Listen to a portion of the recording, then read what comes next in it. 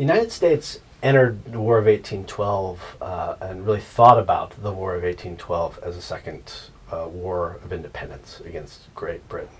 It had a variety of objectives that it was seeking in this war, and they were very much related to a list of issues that had emerged in the war in the years after the American Revolution that they had determined were worth going to war for, ultimately.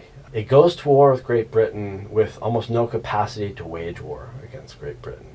No way to finance it, no real army, no navy to speak of.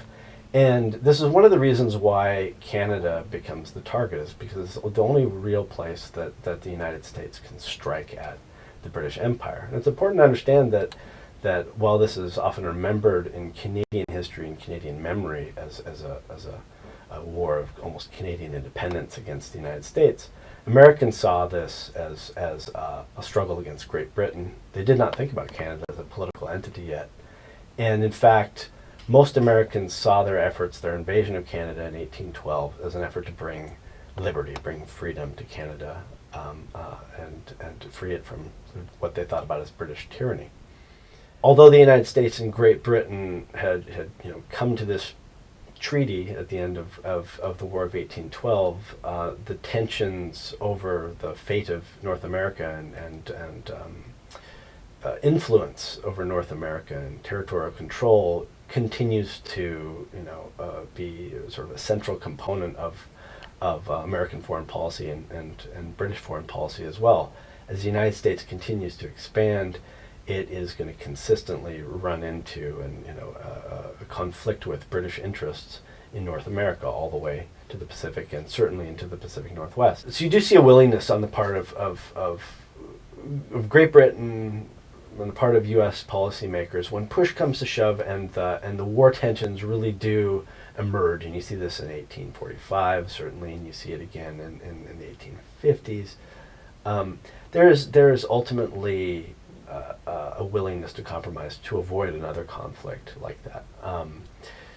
Obviously the compromise that emerges to drawing the borderline in Oregon Territory, essentially to the current border, is one example. But another sort of fascinating culmination is in a particularly famous episode in Pacific Northwest history is the Pig War. There's contested settlement between British and American settlers on San Juan Island in the current sort of San Juan Islands, Gulf Islands area, and one American settler, shoots the pig of a British settler, and this, believe it or not, begins a chain of events that leads to at least a minor war scare. But what's noteworthy about this is that both powers, even though they're both pretty committed to projecting and securing their interests in this area, seen as a very important strategic area, they ultimately come to an accommodation, and ultimately agree to negotiate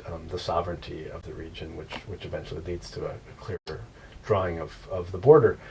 But and I think you can ultimately point back in these patterns of accommodation and compromise to the desire to avoid another clash that is expensive and disruptive of a clash between the two powers.